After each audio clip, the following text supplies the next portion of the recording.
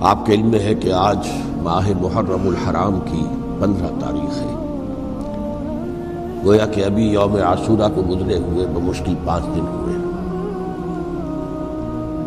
میں نے آج سے کوئی 11 دن قبل کراچی ہی میں فاران کلب کے زیر اہتمام ایک خاصے بڑے اجتماع سے خطاب کرتے ہوئے قرآن مجید کا فلسفہ شہادت بیان کیا تھا۔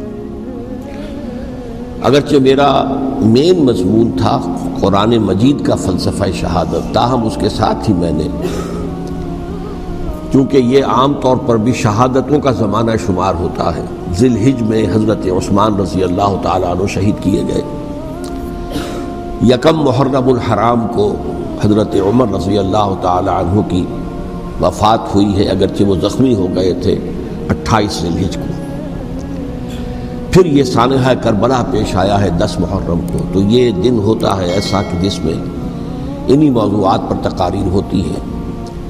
تو میں نے فلسفہ شہادت کے ساتھ ساتھ ایک ضمیمے کے طور پر خلفائے ثلاثہ کی شہادت اور سانحہ کربلا کا تاریخی پس منظر بھی بیان کیا، لیکن وہ میرا اصل موضوع نہیں تھا۔ اصل وقت صرف ہوا تھا قرآن کا فلسفہ شہادت میں، اور دوسرے یہ کہ ان تاریخی پس منظر کے بیان میں بھی ظاہر بات ہے کہ سانحہ کربلا تک پہنچتے پہنچتے وقت بھی ختم ہو رہا تھا اور میری ہمت بھی اب جواب دے رہی تھی، اس لیے اس کا ذکر بہت ہی اجمال کے ساتھ ہوا تھا۔ اس کے اگلے ہی روز ٹیلی ویژن کے زیر اہتمام ایک مذاکرہ ہوا، اور وہ مذاکرہ جو ہے وہ پھر ٹیلی کاسٹ کیا گیا ہے عین یوم عاشورہ کو، 10 محرم الحرام کی شب۔ اس کے ضمن میں ایک تو وعدہ خلافی کی جو اس پروگرام کے تمپیر ہے انیق احمد صاحب، انہوں نے، اور میں نے اسی وقت پروگرام کے خاتمے پر ان سے یہ شکایت کر دی تھی کہ انہوں نے مجھے جو عنوان بتایا تھا وہ تھا قرآن کا فلسفہ شہادت۔ تو ظاہر بات ہے کہ ذہناً میں اسی کے لیے تیار ہو کر گیا تھا، لیکن وہاں انہوں نے جب شروع کی محفل تو وہاں پر انہوں نے عنوان بیان کیا امام حسین علیہ السلام کی شہادت۔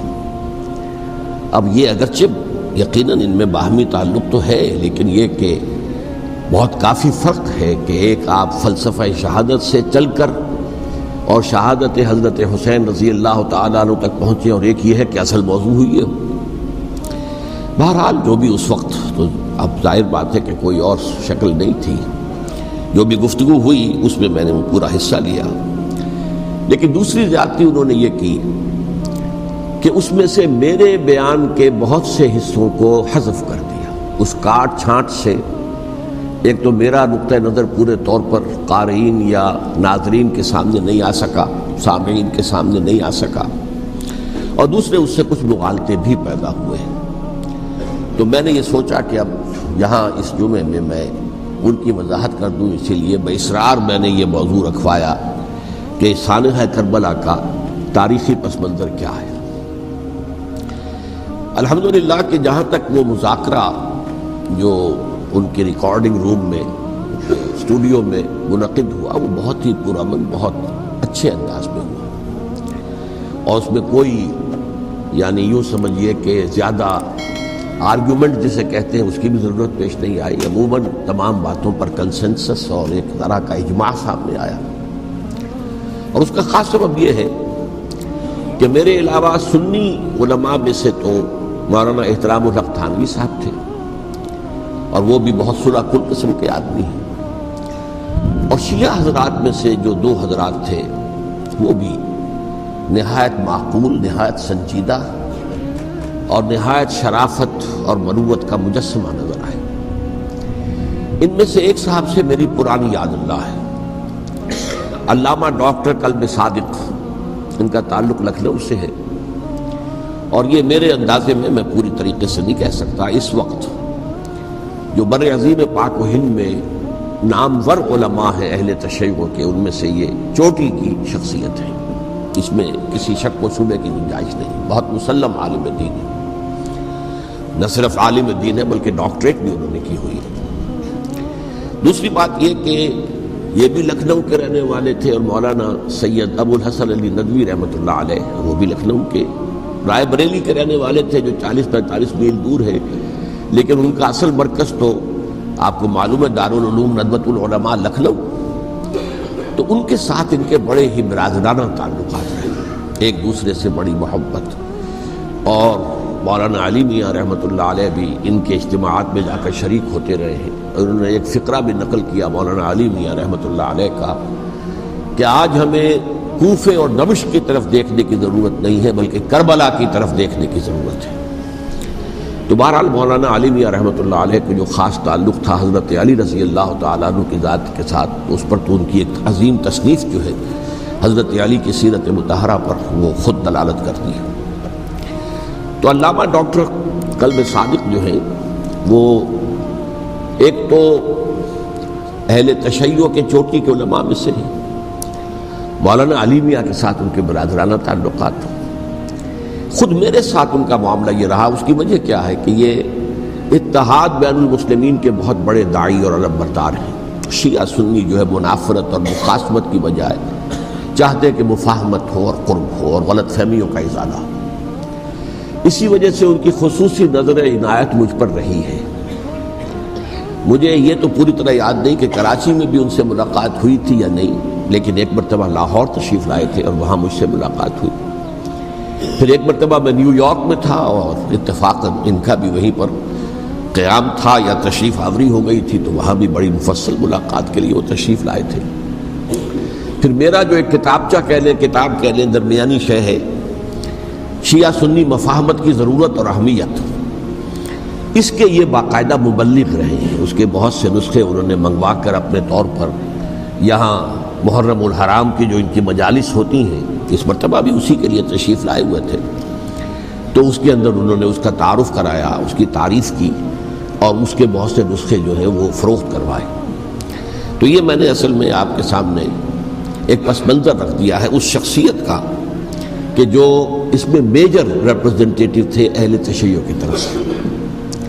انہوں نے ایک نقطہ جو بیان کیا، واقعہ یہ ہے کہ میرا ذہن بھی ادھر منتقل نہیں ہوا تھا اس سے پہلے، انہوں نے فرمایا کہ یہ اللہ کے راستے میں شہید ہو جانے والوں کو جو اللہ کے راستے میں قتل ہو جائیں، سورہ بقرہ میں تو فرمایا انہیں مردہ مت کہو، وَلَا تَقُولُوا لِمَن يُقْتَلُ فِي سَبِيلِ اللَّهِ أَمْوَاتٌ بَلْ أَحْيَاءٌ وَلَٰكِن لَّا تَشْعُرُونَ، وہ تو زندہ ہے لیکن تمہیں ان کا شعور نہیں۔ لیکن سورہ آل عمران کے اندر جو آیت آئی ہے وَلَا تَحْسَبَنَّ الَّذِينَ قُتِلُوا فِي سَبِيلِ اللَّهِ أَمْوَاتًا بَلْ أَحْيَاءٌ عِندَ رَبِّهِمْ يُرْزَقُونَ، ہرگز مت سمجھنا ان کو جو اللہ کی راہ میں قتل ہو جائیں کہ وہ مردہ ہیں، وہ زندہ ہیں، اپنے رب کے پاس سے رزق پا رہے ہیں۔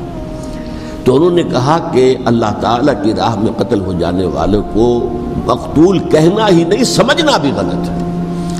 دل سے بھی بات جو ہے وہ یہ نہیں ہونی چاہیے کہ وہ مردہ ہے، بلکہ وہ زندہ ہے، اس شد و مد کے ساتھ وَلَا تَحْسَبَنَّ، ہرگز نہ سمجھنا ان کو جو اللہ کی راہ میں قتل ہو جائیں کہ وہ مردہ ہے، وہ تو زندہ ہے، اپنے رب کے پاس سے رزق پا رہے ہیں۔ اس در میرا ذہن نہیں گیا تھا، میں اس کو تسلیم کر رہا ہوں۔ دوسرے جو شیعہ عالم دین تھے، مجھے ان کا پورا نام مستحضر نہیں ہے، نقوی صاحب، وہ بھی ڈاکٹر بھی ہیں اور عالم دین ہیں، وہ بھی تھے، اور وہ بھی بہت ہی یوں سمجھیے کہ یعنی دلیل کو تسلیم کرنے والے اور بہت ہی معقول انداز میں گفتگو کرنے والے تھے۔ بہرحال جب وہ مذاکرہ شروع ہوا تو سب سے پہلے ڈاکٹر قلب صادق صاحب کو دعوت دی گئی کہ وہ اظہار خیال کریں۔ انہوں نے انہی دو آیتوں کے حوالے سے جو ابھی میں نے بیان کی ہے، ایک نقطہ بھی بیان کیا، کچھ اور باتیں بھی بیان کی۔ اس کے بعد جب میری باری آئی تو میں نے کہا کہ مجھ سے کچھ اور سوال کیا گیا تھا، لیکن میں نے کہا کہ میں پہلے بات وہیں سے شروع کرنا چاہتا ہوں۔ سوال یہ کیا گیا تھا ڈاکٹر قلب صادق سے کہ قرآن کا فلسفہ شہادت کیا ہے۔ تو میں نے کہا جو سوال آپ نے ان سے کیا تھا، میں اس کے جواب سے اپنی بات شروع کرنا چاہتا ہوں کہ میرے نزدیک قرآن مجید میں اللہ کی راہ میں قتل ہونے کے لیے لفظ شہادت آیا ہی نہیں ہے۔ حدیث میں ضرور آیا ہے بصیغہ مجہول، فقد استشہدہ، اس کی شہادت قبول کر لی گئی یا اس کو شہید بنا لیا گیا، اور اس معنی میں صرف ایک جگہ پر امکان ہے پورے قرآن میں، سورہ آل عمران کی ایک آیت میں، وَيَتَّخِذَ مِنْكُمْ شُهَدَاءَ، کہ وہاں اس کے معنی لیے جا سکے مقتول فی سبیل اللہ، باقی کہیں بھی نہیں۔ یہ تو اصل میں کار رسالت کے لیے ایک اصطلاح ہے۔ ہر رسول شاہد بن کر آیا، شہید بن کر آیا۔ یہاں دنیا میں وہ اپنے عمل سے، اپنے قول سے، انفرادی اجتماعی سطح پر حق کی گواہی دیتا رہا، اور قیامت کے دن کھڑے ہو کر پروزیکیوشن وٹنس کی حیثیت سے اپنی قوم کے خلاف گواہی دے گا کہ اللہ میں نے ان کے سامنے تیرا پیغام پہنچا دیا تھا، اب جو کچھ انہوں نے کیا اس کے ذمہ دار یہ ہے۔ دے کانٹ پلیڈ اگنورنس، وہ یہ نہیں کہہ سکتے کہ ہمیں معلوم نہیں تھا، ہمیں بتایا نہیں گیا تھا۔ بہرحال اس پر مجھے بڑی خوشی ہوئی جب علامہ نقوی صاحب نے اس نقطے کو بہت سراہا، اور انہوں نے تسلیم کیا کہ کچھ دنوں سے مجھے بھی یہ خیال ہو رہا تھا، یعنی یہ کہ یہ کوئی زیادہ پرانا خیال ان کا نہیں تھا۔ انہوں نے فرمایا کچھ دنوں سے مجھے بھی یہ خیال ہو رہا تھا کہ قرآن میں تو یہ لفظ شہید اور شہادت اس معنی میں ہے ہی نہیں۔ میرا گمان یہ ہے کہ چونکہ اس موضوع پر میں نے بہت تقریریں کی ہیں، سال ہر سال سے تقریریں کر رہا ہوں، قرآن کا فلسفہ شہادت کیا ہے، اور اس کے حوالے سے یہ کہ امت مسلمہ کا کیا فرض منصبی ہے، شہادت علی الناس کی کیا ذمہ داری ہے جو امت مسلمہ پر ہے۔ تو یہ تو میری دعوت قرآنی کے اہم مضامین میں سے ہے، تو ہو سکتا ہے کہ میری ہی کسی تقریر کی کوئی اڑتی ہوئی خبر ان کے کانوں تک پہنچی ہو، واللہ عالم، لیکن انہوں نے اس نقطے کو سراہا، اور مجھے اللہ کے فضل و کرم سے مجھے اس پر خوشی ہوئی کہ بجائے اس کے کہ وہ اس پر کوئی آرگیومنٹ کرتے، کوئی بحث و تبحیث کرتے، انہوں نے میری اس بات کو تسلیم کیا اور اس کی گویا کہ تائید کی۔ پھر میں نے عرض کیا کہ جہاں تک خلفائے ثلاثہ کی شہادت کا اور شہادت حسین یا سانحہ کربلا رضی اللہ تعالی عنہم اجمعین کا تعلق ہے، اصل میں اس کو نہیں سمجھ سکتے لوگ جب تک کہ ریولیوشن اور کاؤنٹر ریولیوشن کا فلسفہ سمجھ میں نہ آئے۔ جب کسی ملک میں کسی خطہ ارضی میں کوئی انقلابی تحریک چل رہی ہوتی ہے، ظاہر بات ہے ابتدا میں تو انقلابی لوگ چند ہوتے ہیں، کمزور ہوتے ہیں، ضعیف ہوتے ہیں، ان سے کوئی خطرہ محسوس نہیں ہوتا، لیکن کشاکش کے دوران ایک وقت آ جاتا ہے کہ پھر جو مخالف انقلاب ہیں وہ یہ سمجھ بیٹھتے ہیں، سمجھ جاتے ہیں کہ اب ہماری پیش نہیں جا رہی، اب ہمارا بس نہیں چلے گا، لہذا سر جھکا دو۔ اسے پنجابی محاورے میں کہا جاتا ہے نیوی پاؤ، اس وقت کو گزارو۔ اب اس کے بعد پھر کوئی موقع ملا تو دیکھیں گے کہ اس انقلاب کو ہم انڈو کر سکیں، کاؤنٹر ریولوشنری موومنٹس۔ یہ اصل میں فلسفہ سمجھ میں نہ آئے، اور ریولوشن کا فلسفہ سمجھ میں نہ آئے تو سیرت النبی سمجھ میں نہیں آ سکتی۔ منہج انقلاب نبوی میری کتاب ہے، اس کو پڑھیے تو سیرت کا وہ تجزیہ آپ کے سامنے آئے گا جو آپ کی آنکھیں کھول دے گا کہ سیرت کو ہم کیا سمجھتے رہے اور سیرت اصل میں ہے کیا۔ بہرحال یہ کاؤنٹر ریولوشنری موومنٹس تھی کہ جب عرب میں حضور کو فیصلہ کن قوت حاصل ہو گئی تو جو بھی مخالفین تھے انہوں نے سر جھکا لیا، سرنڈر کیا، اسلام لے آئے، گویا کہ چھپ گئے اسلام کے لبادے میں۔ لیکن وہ تھے اسی طاق میں کہ پھر کبھی موقع ملے تو پھر ہم اس نظام کو دہو بالا کر دیں، تلپٹ کر دیں۔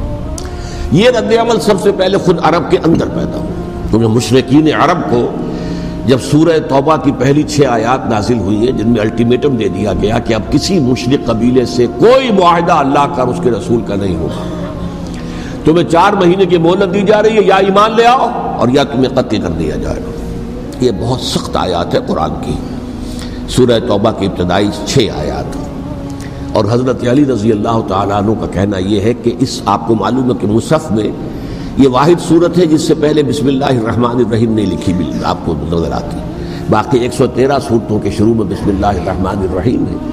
تو کیا وجہ ہے یہاں کیوں نہیں ہے؟ حضرت علی کا فرمانا ہے کہ یہ صورت تو تلوار ہاتھ میں لے کر اتری ہے، اور بسم اللہ الرحمن الرحیم میں اللہ تعالیٰ کے 2 اسماء ہیں، الرحمن الرحیم، تو یہ گویا کہ اس سے متضاد صورتحال ہے کہ اب تمہارے لیے آخری موقع ہے، یا ایمان لے آؤ اور یا قتل کر دیے جاؤ۔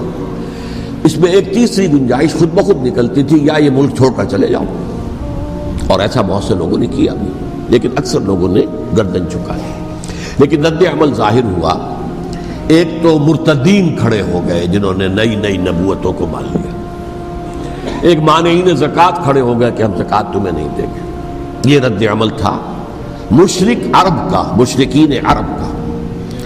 اور حضرت ابو بکر رضی اللہ تعالیٰ عنہ کے دفتر فضائل کا یہ بڑا اہم باب ہے، ود این آئرن فسٹ، حالانکہ وہ بہت رقیق القلب، کمزور، ضعیف الجسہ انسان تھے، لیکن یہ کہ عظیمت کوہ ہمالا جو ہے ان کے اندر ظاہر ہوئی ہے ود این آئرن فسٹ انہوں نے ان ساری جو رد عمل کی جو تحریکیں تھیں انہیں کچل کر رکھ دیا، اور پھر پورے عرب کو گویا کہ اثر نو اس میں اسلام کے نظام کو کنسولیڈیٹ کر کے حضرت عمر کے حوالے کر دیا رضی اللہ تعالیٰ عنہ۔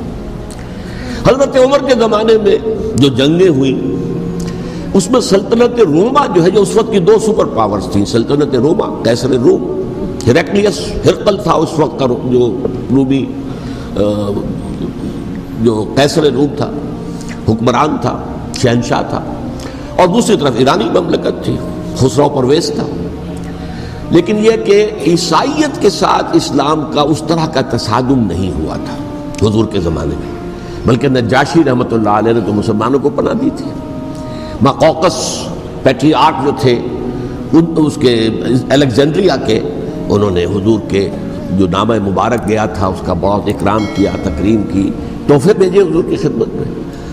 ہرقل نے بھی کوشش کی تھی کسی طریقے سے، جیسے کوئی 250 برس پہلے یا 300 برس پہلے، 300 برس پہلے جیسے کانسٹنٹائن جو ایمپرر تھا روم کا، اس نے عیسائیت قبول کی تھی اور ساری سلطنت عیسائی ہو گئی تھی، لہذا اس کی سلطنت باقی رہی، اس کی حکومت باقی رہی۔ اسی طرح ہم سب مسلمان ہو جائیں، لیکن اس میں وہ ناکام ہو گیا۔ لیکن یہ کہ کوئی اس نے کنفرنٹیشن نہیں کی حضور سے۔ البتہ ایران کا معاملہ یہ تھا کہ اس کے پرخچے اڑ گئے، اس نے حضور کے نامہ مبارک کو چاک کیا تھا۔ حضور نے فرمایا جب اطلاع ملی کہ اس نے اپنی سلطنت کو چاک کر دیا ہے، اس کے ٹکڑے کر دیے۔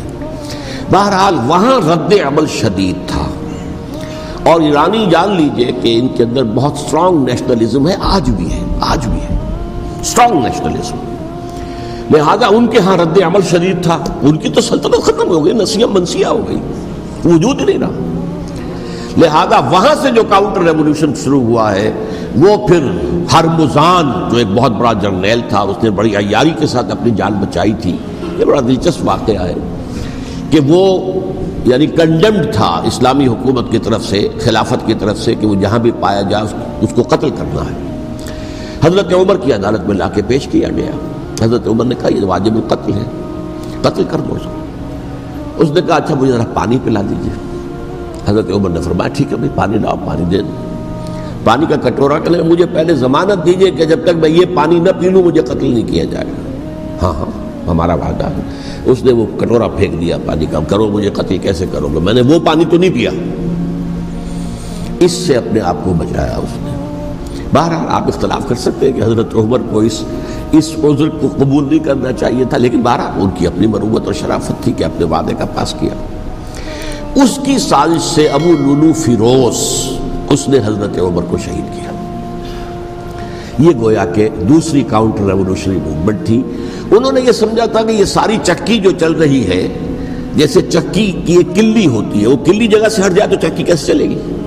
یہی بات حضرت علی نے فرمائی تھی حضرت عمر سے رضی اللہ تعالی عنہما۔ جب شام کے محاذ پر کچھ پسپائی سی ہو رہی تھی تو حضرت عمر نے ارادہ کیا میں خود جاؤں گا محاذ پر اور کمانڈ کروں گا۔ حضرت علی رضی اللہ تعالیٰ عنہ نے فرمایا کہ نہیں امیر المومنین آپ مت جائیں، چکی اسی وقت تک چلتی ہے جب تک کہ کلی گڑی ہوئی، آپ کلی ہیں اس وقت اس نظام کی جس کے گرد یہ اسلام کی چکی گھوم رہی ہے، آپ مت جائیں۔ لہذا حضرت عمر نے ان کی بات مانی، اس قدر صائب مشورہ تھا جو دیا تھا۔ بہرحال انہوں نے یہ سمجھا تھا کہ عمر ہی کے بل پر چل رہا ہے یہ سب کچھ، لہذا عمر کو بیچ سے ہٹا دینے سب بیٹھ جائے گا۔ لیکن ظاہر بات ہے کہ محمد رسول اللہ کی بنائی ہوئی عمارت صلی اللہ علیہ وسلم اتنی کمزور نہیں تھی۔ اس کے بعد حضرت عمر کے انتقال کے بعد حضرت عثمان کا انتخاب ہوا، اور حضرت عثمان کے بھی 10 سال پہلے جو ہے وہ بالکل حضرت عمر کی جو دور خلافت ہے اس کے بالکل مشابہ ہے، مماثل۔ ہمارے ذہنوں میں یہ تصور بٹھا دیا گیا کہ سارے 12 سال شاید فتنہ ہی فتنہ رہا، فساد ہی فساد رہا، دنگا رہا، لڑائی رہی۔ نہیں، 10 سال پورا امن، اور جس طریقے سے فتوحات کا سیلاب حضرت عمر کے زمانے میں جا رہا تھا اسی طریقے سے حضرت عثمان کے 10 سالوں کے دوران گیا۔ آخری 2 سالوں میں ایک فتنہ اٹھا ہے، یہ فتنہ کیا ہے اس کو سمجھ لیجیے۔ مذاہب کی جو 3 سے کنفرنٹیشن ہوئی تھی، ایک تو یہ کہ مملکتوں میں سے مملکت ہرقل، برکت روم، مملکت ایران، رومی سلطنت کی 2 ٹانگیں مسلمانوں نے توڑ دی، شمالی افریقہ سے نکال دیا، مغربی ایشیا سے نکال دیا، لیکن یورپ میں وہ قائم تھا، اس کی سلطنت تھی، لیکن ایرانی سلطنت کا بالکل تیا پاچا ہو گیا، ختم ہو گیا۔ اسی طریقے سے 3 مذاہب سے کنفرنٹیشن ہوئی، مشرکین عرب سے، اس کا میں بیان کر چکا ہوں، ان کا پہلا وار حضرت ابوبکر کے عہد خلافت میں ہو گیا۔ دوسرے جو عیسائیوں کا معاملہ تھا، ان سے بھی کوئی تصادم نہیں ہوا حضور کے حیات طیبہ کے دوران، لیکن جو یہودیت بطور مذہب، اس کو ظاہر بات ہے کہ اسلام نے اس کو ختم کیا تھا، کم سے کم جزیرہ نما عرب سے۔ مدینے میں 3 قبیلے تھے جو اپنی غداری کی وجہ سے اور اپنی صلح کو توڑنے کے جرم کی پاداش میں 2 نکالے گئے، اور تیسرا جو ہے اس کے تمام جو بھی جوان افراد تھے انہیں قتل کیا گیا۔ پھر خیبر پر حملہ کیا گیا اور خیبر کو جو ہے فتح کیا گیا، وہ یہودیوں کا بہت بڑا گڑھ تھا، اور جو مدینے سے نکالے گئے تھے وہ بھی وہیں جا کر مقیم ہو گئے تھے۔ تو اس اعتبار سے، اور پھر یہودی اپنے آپ کو سمجھتے تھے اللہ کی طرف سے دنیا میں جو نمائندہ جو ہے امت وہ ہم ہیں، اب انہیں معزول کر کے امت محمد کو وہاں پر کھڑا کر دیا گیا صلی اللہ علیہ وسلم۔ لہذا وہ بہت زیادہ جو سمجھیے ایگریوڈ، سب سے زیادہ جن کو گزند پہنچا ہے حضور کے دست مبارک سے، وہ یہودی تھے۔ لہذا ان کا جو رد عمل آیا ہے وہ ہے جس کے نتیجے میں حضرت عثمان شہید ہوئے، حضرت علی شہید ہوئے، حضرت حسین شہید ہوئے۔ اب اس چیز کو اچھی طرح سمجھیے، یہ جو رد عمل ہے یہ ایک شخص کے ذریعے سے آیا، اور اسی لیے بعض لوگ یہ سمجھتے ہیں کہ یہ خامخواہ کی کہانی ہے، کیا ایک آدمی اتنا بڑا کام کر سکتا؟ عبداللہ ابن سبا ایک یہودی جو اسلام کا لبادہ اوڑھ کر حضرت عثمان کے عہد خلافت میں مدینے میں آ گیا، ٹھیک، اس کے بارے میں تو میں بعد میں عرض کروں گا، لیکن ایک شخص کیا کچھ کر سکتا ہے اس کی مثال میں صاحب دے دوں آپ کو۔ پہلے حضرت مسیح علیہ السلام کے پورے دین کو ایک شخص نے ختم کر دیا، سینٹ پال جسے دنیا جانتی ہے جس کے نام سے، توحید کو تثلیث میں بدل دیا۔ حضرت عیسیٰ علیہ السلام تو توحید کی تلقین کر کے گئے تھے، توحید ختم، تثلیث آ گئی، جس میں پہلے باپ ماں اور بیٹا تھے، اس کے بعد باپ بیٹا اور روح القدس ہو گئے، تثلیث۔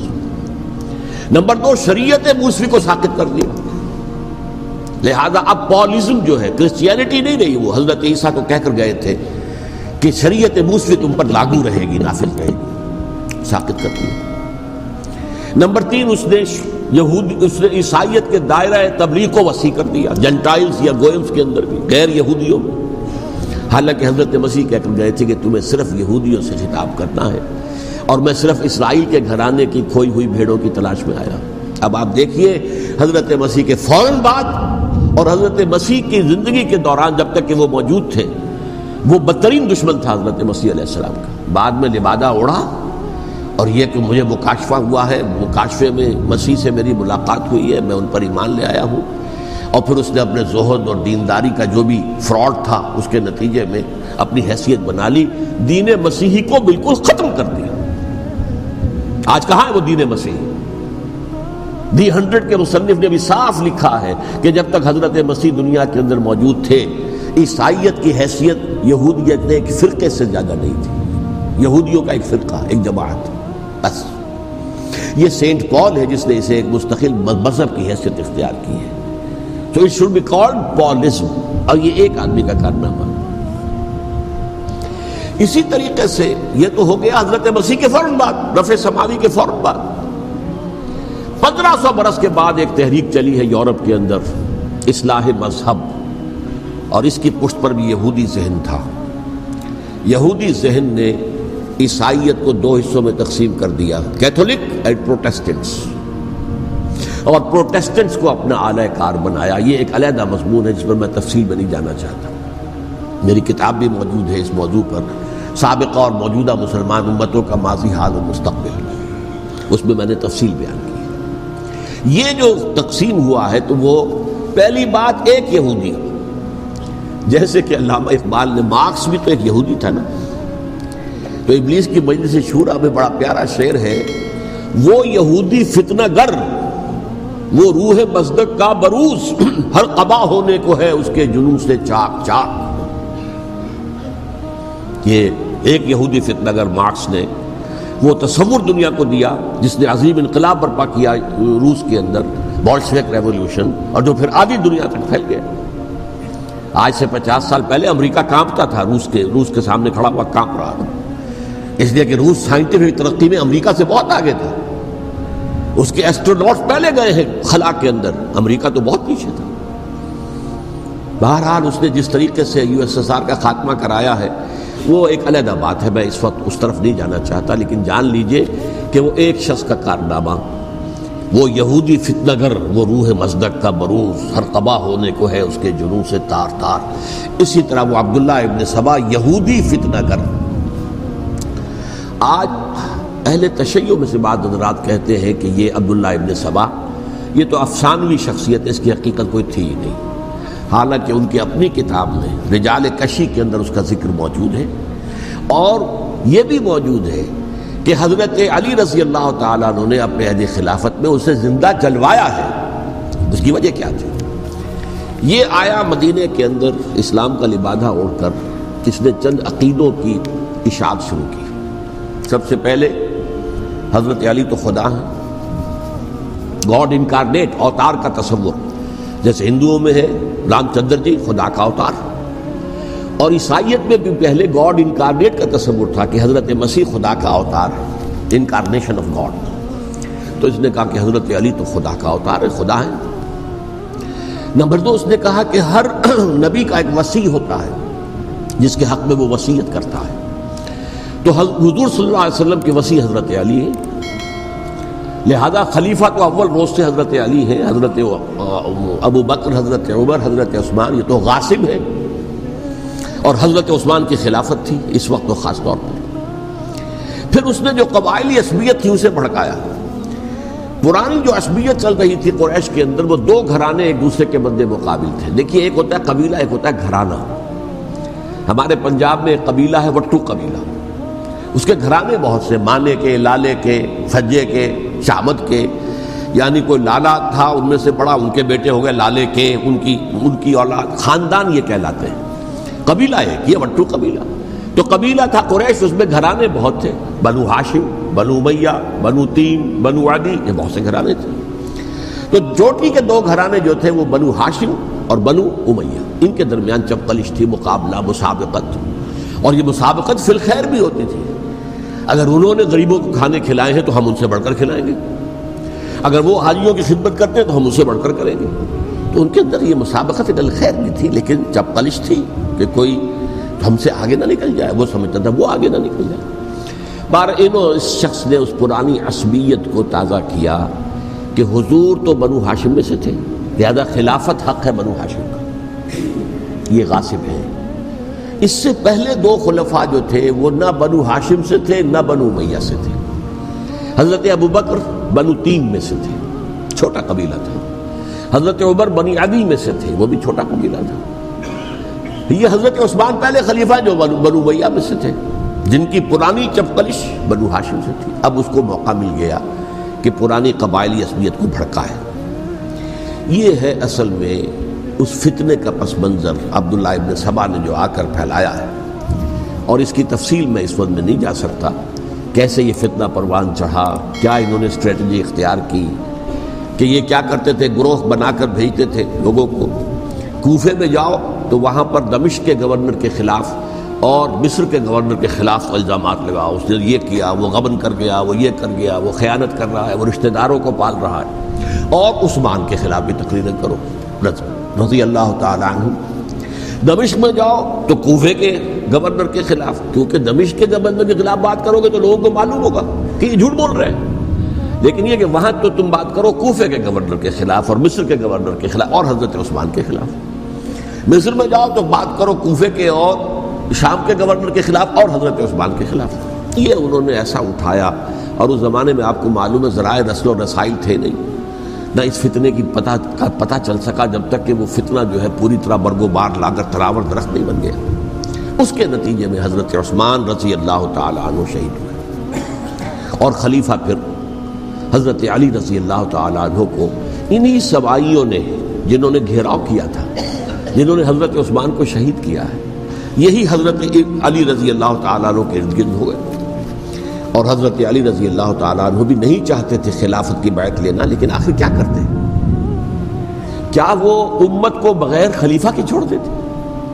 حضرت زبیر سے کہا گیا، انہوں نے نہیں مانا، رد کر دی بات. حضرت طلحہ سے کہا گیا، انہوں نے نہیں مانا. حضرت علی سے کہا گیا، اب عشرہ مبشرہ میں سے یہی تو تھے نا، لہذا انہوں نے تسلیم کر لیا، خلافت ہو گئی. لیکن اس کے بعد جو خانہ جنگی ہوئی ہے، اس خانہ جنگی کے نتیجے میں نوٹ کر لیجئے کہ 1,00,000 کے قریب مسلمان ایک دوسرے کی تلواروں اور نیزوں اور برچھیوں اور تیروں سے ختم ہو گئے، ہلاک ہو گئے. یہ ہماری تاریخ کا تاریک ترین باب ہے. 5 سال، 4.5 سال حضرت علی کی خلافت کے اور 6 مہینے حضرت حسن کی خلافت کے رضی اللہ تعالی عنہ. اس سے کیا ہوا کہ ایک طرف تو اسلام کی جو توسیع ہو رہی تھی، تھمتا نہ تھا کسی سے سیل رواں ہمارا، وہ سیلاب رک گیا. انٹرنل سیبوٹاج ہو گئی نا، اب تو اندر ہی آپس ہی میں اگر دست و گریبان ہو گئے تو باہر اب کیا توسیع کرتے ہیں. وہ توسیع کا عمل رک گیا. اور یوں سمجھیے کہ جیسے ٹرک اگر کبھی چل رہا ہو، بھرا ہوا ہو، لوڈڈ، اور وہ چڑھائی چڑھ رہا ہو، تو اگر کہیں موشن ٹوٹ جائے، ٹرک کو رکنا پڑے، تو ڈرائیور کے جان پر بن جاتی ہے، اس لیے کہ اس کو دوبارہ سٹارٹ کرنا، اور جبکہ وہ چڑھائی پر ہے، انکلائن پر ہے، آسان کام نہیں ہوتا. خطرہ ہوتا ہے وہ پیچھے جو ہے وہ نہ جائے. اور پہاڑی علاقوں میں آپ کو معلوم ہے ذرا پیچھے چلے جانے کا مطلب جو ہے بہت خطرناک جو ہے نتیجہ نکل سکتا ہے. بہرحال حضرت علی رضی اللہ تعالیٰ عنہ نے اپنے خلافت میں ایک کام یہ کیا. اب اس کی کیا مصلحتیں تھیں یہ تو انہی کے علم میں ہوگا. ہم قیاس کر سکتے ہیں اور میں اس تک میں نہیں جانا چاہتا. ابھی تک خلافت کا مرکز تھا مدینہ منورہ، حضرت ابوبکر، حضرت عمر، حضرت عثمان، وہیں جہاں حضور صلی اللہ علیہ وسلم رہے تھے اور جہاں پر کہ حضور مدفون تھے. لیکن حضرت علی نے اپنا مرکز جو ہے وہ کوفہ بنا لیا. اچھا، اس کی ایک ظاہری وجہ یہ سمجھ میں آتی ہے کہ اسلام کا جو پھیلاؤ ہو گیا تھا، وہ سلطنت اتنی وسیع ہو گئی تھی کہ مدینہ منورہ بہت جنوب میں اور بڑے صحرا کو عبور کر کے جانا ہوتا تھا. کوفہ جبکہ ایسی مقام پر تھا کہ جہاں سے مشرقی راستہ جا رہا ہے ایران کو، عراق کے اندر تو ہے وہ شہر کوفہ، اور پھر ایران اور خراسان اور ہندوستان کو راستہ جا رہا ہے. وہیں سے شمال کی طرف جا رہا ہے، شام کی طرف اور ترکی کی طرف، اور وہاں سے پھر یہ کہ مغربی افریقہ کو بھی کنٹرول کرنا، جو شمالی افریقہ کو بھی آسان تھا. بہرحال حضرت علی نے کوفہ کو اپنا مرکز بنایا، اور نتیجہ یہ ہوا کہ سبائیوں کا بھی مرکز وہی بن گیا، چونکہ انہوں نے اپنے آپ کو گردا گرد رکھا حضرت علی کے رضی اللہ تعالیٰ. اب ظاہر بات ہے کسی پرٹیکولر پرسن کے خلاف تو کوئی مقدمہ موجود تھا نہیں، بلکہ جب جنگ جمل ہو رہی تھی، ابھی جنگ نہیں ہوئی تھی، حضرت عائشہ، حضرت طلحہ، حضرت زبیر وہ لے کر آئے تھے لشکر اس مطالبے کے لیے کہ حضرت عثمان کے قاتلوں کو سزا دی جائے، قصاص لیا جائے. حضرت علی رضی اللہ تعالیٰ عنہ سے گفت و شنید ہو رہی تھی. حضرت علی جو ہے اس پر آمادہ ہو گئے کہ ٹھیک ہے، میں جو بھی قاتلین عثمان ہیں ان کو گرفتار کر کے سزا دوں گا. عین اسی وقت کوفے کی مسجد کے اندر جو ہے 10,000 کا مجمع کھڑا ہو گیا، ہم سب قاتل عثمان ہیں، لو ہم سے بدلہ کہاں سے لوگے. اور انہوں نے کیا کیا، جاتے ہی جنگ چھیڑ دی. اور جب چھڑ جائے تو یا مرو یا مارو، اس کے علاوہ تو کوئی چارہ کار ہوتا ہی نہیں. ایک رات میں 10,000 مسلمان شہید ہوئے، جن میں 2 عشرہ مبشرہ میں سے حضرت زبیر اور حضرت طلحہ رضی اللہ تعالیٰ. تو یہ صورت تھی، سبائیوں نے گھیراؤ کیا حضرت علی کا رضی اللہ تعالیٰ. حضرت معاویہ دعوے دار نہیں تھے خلافت کے، قطعاً نہیں. ان کا صرف ایک دعویٰ تھا، اور وہ یہ تھا کہ عثمان کے قاتلوں کو گرفتار کرو، یا خود سزا دو یا ہمارے حوالے کرو، ہم اس سے قصاص لیں گے. اس لیے کہ قبیلہ بنو امیہ کا تھا اور حضرت امیر معاویہ بنو امیہ میں سے، تو ایک خاندانی طور پر جو ہے ہم قصاص لیں گے ان سے جنہوں نے قتل کیا ہے حضرت عثمان کو. لیکن یہاں ظاہر بات ہے کہ حضرت علی رضی اللہ تعالیٰ عنہ کی طرف سے مطالبہ یہ ہوتا تھا، تم پہلے میری بیعت کرو، میرے ہاتھ مضبوط کرو تاکہ میں ان کے خلاف کوئی اقدام کر سکوں. لیکن انہیں یہ اندازہ تھا کہ اگر میں نے بیعت کی تو ظاہر بات ہے کہ حضرت علی تک پہنچنے سے پہلے مجھے گردن اڑا دیں گے یہ لوگ، اس لیے کہ سبائی جو ہے وہ آپ کو گھیرے ہوئے. بہرحال ایک عجیب الجھاؤ، ایک ڈائلیما تھا جس کی وجہ سے یہ جنگ چلتی رہی. اور حضرت علی رضی اللہ تعالیٰ عنہ کو انہی کے شیعان علی ہی کے اندر سے وہ جماعت علیحدہ ہوئی تھی جس کو ہم خوارج کے نام سے جانتے ہیں، اور ایک خارجی ملجم ابن ملجم ہی نے حضرت علی کو شہید کیا رضی اللہ تعالیٰ عنہ. پھر حضرت حسن رضی اللہ تعالیٰ عنہ اب دیکھیے کس قدر صحیح بات تھی جو حضرت علی رضی اللہ تعالیٰ عنہ نے فرمائی جب ان سے کہا گیا کہ کیا ہم آپ کے بیٹے حسن کے ہاتھ پر بیعت کر لیں رضی اللہ تعالیٰ عنہ. فرمایا نہ میں تمہیں اس کا حکم دیتا ہوں نہ میں اس سے روکتا ہوں، یہ تمہارا معاملہ ہے. امرہم شورا بینہم، تم اپنے باہمی مشورے سے جو فیصلہ کرو گے ٹھیک ہے، میں نہ حکم دیتا ہوں نہ روکتا ہوں. اس کا کیا مطلب ہے؟ باپ کے بعد بیٹے کی خلافت ہرگز حرام نہیں ہے، ورنہ کہتے کیسے ہو سکتا ہے میرا بیٹا؟ نہیں، یہ نہیں کہا آپ نے. حضرت عمر سے بھی کہا گیا تھا کہ اپنے بیٹے کو نامزد کر دیں، عبداللہ ابن عمر کو، تو انہوں نے جواب میں کیا کہا؟ اسے تو طلاق دینی بھی نہیں آتی. انہوں نے اپنی کسی زوجہ کو طلاق دی تھی اور اس میں جو صحیح ترین طریقہ ہے وہ اختیار نہیں کیا تھا. انہیں طلاق دینے تک نہیں آتی تو میں اسے خلیفہ بنا دوں. یہ نہیں کہا تھا کہ باپ کے بعد بیٹا خلیفہ نہیں ہو سکتا، یہ تو نہیں تھا. کہیں حرام نہیں ہے، نہ کتاب و سنت میں، نہ کوئی حدیث ہے، نہ کہیں قرآن مجید میں. تو حضرت علی نے بھی فرمایا رضی اللہ تعالیٰ، نہ میں روکتا ہوں نہ حکم دیتا ہوں، یہ تمہارا اپنا معاملہ ہے. بہرحال حضرت حسن رضی اللہ تعالیٰ عنہ نے حضرت امیر معاویہ سے صلح کر لی، خلافت ان کے سپرد کر دی. دیکھیے میں حضرت ابوبکر، حضرت عمر، حضرت عثمان، حضرت علی کے ساتھ حضرت حسن کے دور خلافت کو بھی خلافت راشدہ میں سے سمجھتا ہوں. اور تبھی 30 سال پورے ہوتے ہیں اس حدیث کے مطابق کہ حضور نے فرمایا خلافت 30 برس رہے گی پھر ملوکیت آ جائے گی. تو حضرت حسن کا بہت بڑا کارنامہ یہ ہے کہ اس خانہ جنگی کا دروازہ بند کر دیا. اور یہ پیشن گوئی تھی حضور کی صلی اللہ علیہ وسلم حضرت حسن کو جب بچے تھے حضور کے انتقال سے پہلے، میرا یہ بیٹا مسلمانوں کے 2 گروہوں میں صلح کرائے گا. یہ حضور کی پیشن گوئی تھی اور وہ پیشن گوئی حضرت حسن کے علم میں بھی ہوگی یقیناً. بہرحال انہوں نے صلح کی حضرت امیر معاویہ کے ساتھ رضی اللہ تعالیٰ عنہ، خلافت ان کے حوالے کر دی اور کچھ شرائط تھیں طے ہو گئی. اللہ خیر سمجھا. حضور کی تو یہ پیشن گوئی جو ہے صحیح ثابت ہوئی کہ میرا یہ بیٹا مسلمانوں کے 2 بڑے گروہوں کے درمیان صلح کرا دے گا. اور سبائیوں نے انہیں تانے دیے، یا عار المومنین، اے مومنوں کے لیے موجب عار، موجب شرم تم نے بزدلی دکھائی ہے، تم نے امیر معاویہ کو خلیفہ تسلیم کر لیا، تم نے بزدلی دکھائی. معاذ اللہ ثم معاذ اللہ ثم معاذ اللہ. اب میں کچھ باتیں حضرت امیر معاویہ کے بارے میں کہنا چاہتا ہوں، اس لیے کہ وہاں اس میں نے حضرت معاویہ کے بارے میں یہ تو بہت شدت کے ساتھ کہا تھا اور میں اب بھی اس پر قائم ہوں اور پوری طریقے سے قائم ہوں. میرا مستقل موقف یہی ہے کہ حضرت معاویہ رضی اللہ تعالیٰ عنہ کے دور خلافت کو ہم خلافت راشدہ میں شامل نہیں سمجھتے، اہل سنت میں سے کوئی بھی نہیں سمجھتا. لیکن اس کے ساتھ میں نے حضرت امیر معاویہ کے کچھ مناقب بھی بیان کیے تھے تاکہ پلڑا جو ہے ترازو کا اس کے دونوں پلڑے سامنے آ جائیں. لیکن یہ کہ وہ حصہ میرے اس بیان کا نکال دیا گیا، ختم کر دیا گیا. یہ میں نہیں جانتا کہ اس میں کیا مصلحت دیکھی گئی ہے. اس میں تو کسی کے لیے کوئی معاملہ ایسا نہیں تھا کسی کے جذبات کو جو ہے وہ ٹھیس پہنچانے والا. جبکہ میں نے کہا وہ خلیفہ راشد نہیں تھے، صاف میں نے کہا، بلکہ وہ دور ملوکیت کا آغاز ان سے ہو گیا ہے. بلکہ جب ایک صاحب نے یہ کہا کہ کربلا کے بعد سے دور ملوکیت آ رہی تھی تو میں نے کہا نہیں جناب، دور ملوکیت تو 20 سال پہلے پوری ہو چکی تھی، شروع ہو چکی تھی. حضرت امیر معاویہ کے بھی 20 سال جو ہے وہ دور ملوکیت میں شمار ہوتے ہیں. انہیں کسرا العرب بھی کہا گیا، عرب کے کسرا جو شہنشاہ ایران کا خطاب تھا، حضرت معاویہ رضی اللہ تعالیٰ عنہ کو کسرا العرب کہا گیا، عرب کا کسرا یہ. لیکن دوسری طرف یہ ہے کہ وہ صحابی رسول ہے رضی اللہ تعالیٰ، حضور کے برادر نسبتی بھی ہیں، حضور کے سالے ہیں. ان کی ہمشیرہ ام حبیبہ حضور کی زوجہ محترمہ ہیں، ام المومنین ہیں، ام حبیبہ رضی اللہ تعالیٰ عنہ. پھر کس قدر معتمد علیہ تھے حضور کے کہ کاتبان وحی میں شامل تھے. وحی کی کتابت کرنے والے چند لوگ تھے جنہیں کہ حضور کہتے تھے کہ اب یہ آیت لکھ لو.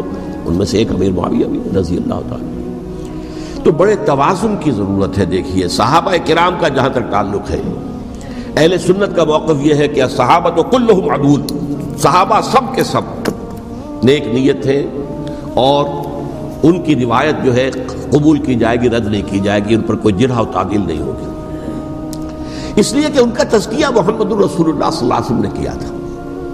لہذا یہ تو ہو سکتا ہے کہ کسی صحابی سے کوئی خطا ہو جائے، لیکن وہ خطا اجتہادی ہوگی، نیت کی خطا نہیں ہوگی، نیت کی غلطی نہیں ہوگی. اگر کسی صحابی کی نیت پر حملہ کیا جائے تو یہ اصل میں طعن ہے، حملہ ہے حضور پر کہ وہ تربیت دے نہیں سکے اپنے ساتھیوں کو، معاذ اللہ ثم معاذ اللہ ثم معاذ اللہ، وہ تزکیہ کر ہی نہیں سکے۔ 3 جگہ جو قرآن میں آیا ہے یتلو علیہم آیاتہ ویزکیہم، تو کیا تزکیہ کیا؟ اگر ان کے قریب ترین ساتھی جو تھے، اگر ان کے اندر بھی بدنیتی تھی اور دنیا کی طلب تھی اور دنیا کے اندر اقتدار حاصل کرنے کا جذبہ تھا، تو پھر کیا تزکیہ کیا؟ معاذ اللہ ثم معاذ اللہ۔ لہذا صحابہ سب کے سب عدول ہیں اور ان سے اختلاف ممکن ہے، لیکن ان کی نیت پر حملہ نہیں ہو سکتا۔ تو حضرت امیر معاویہ کی شخصیت ایک چیز ہے، آپ کا دور خلافت دوسری چیز ہے۔ شخصیت کے اعتبار سے صحابی رسول ہے، برادر نسبتی ہیں حضور کے صلی اللہ علیہ وسلم، اور پھر یہ کہ اس قدر معتمد علیہ ہے صحابہ میں سے کہ وہ کاتبان وحی، یہ عام آدمی کے کرنے کا کام نہیں تھا جو وحی کی کتابت کرے، اللہ کے کلام کی۔ البتہ یہ ہے کہ جیسا کہ میں نے عرض کیا، ان کا دور خلافت راشدہ نہیں ہے، وہ ملوکیت کا دور ہے۔ یہ میں نے جیسا کہ عرض کیا، میں نے ایک صاحب نے جب یہ کہا کہ ملوکیت شروع ہو رہی تھی، میں نے کہا شروع نہیں ہو رہی تھی، ملوکیت تو 20 سال پہلے شروع ہو چکی تھی۔ اسی طریقے سے ایک صاحب نے کہا تھا کہ اسلام کو قائم کرنے کے لیے حضرت حسین میدان میں آئے، میں نے کہا یہ بھی غلط ہے، اسلام تو 60 سال پہلے قائم ہو چکا تھا، نبی اکرم صلی اللہ علیہ وسلم کے دست مبارک سے اسلام قائم ہو گیا، جاء الحق وزهق الباطل ان الباطل کان زهوقا، پھر 30 برس تک وہ کامل شکل کے اندر قائم رہا۔ تو اسلام جو ہے وہ جو ہے در حقیقت اب قائم کرنے والی بات نہیں تھی، البتہ اس کے اندر زوال شروع ہو گیا تھا، اس زوال کے عمل کو روکنے کے لیے حضرت حسین میدان میں آئے۔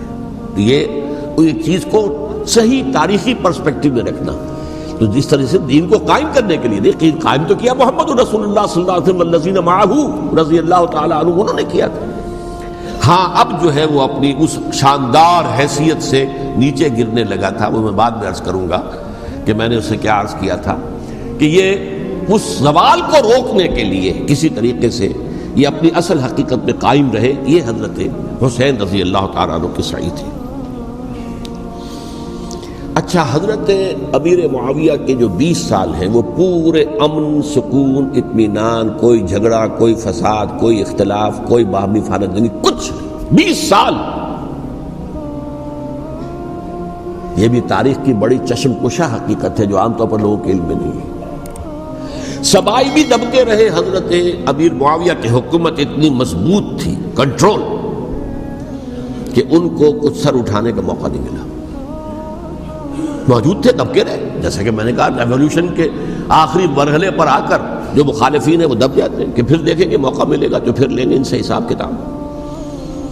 20 سال رہے ہیں پورے امن کے، 10 سال کے بعد یعنی درمیان میں ہے حضرت امیر معاویہ کا عہد خلافت۔ ایک صحابی جو کہ بزرگ صحابہ میں سے ہیں، مغیرہ ابن شعبہ رضی اللہ تعالی عنہ، وہ آتے ہیں اور وہ کہتے ہیں کہ دیکھیے امیر المومنین، کتنی بڑی خانہ جنگی رہی تھی مسلمانوں کی آپس میں، اور اب بھی اگر آپ کسی کو نامزد کیے بغیر چھوڑ گئے امت کو تو پھر خانہ جنگی ہو جائے۔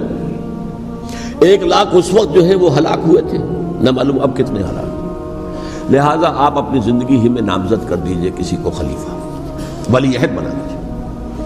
حضرت امیر معاویہ نے ابتداءً جو ہے انکار کیا نہیں، لیکن ان کے دلائل ایسے تھے وزنی، اور میں سمجھتا ہوں کہ وہ بات صحیح تھی جو مغیرہ ابن شعبہ نے کہی، اس لیے کہ اب صحابہ کرام میں سے جو کبار صحابہ تھے وہ تو سب دنیا سے رخصت ہو چکے تھے۔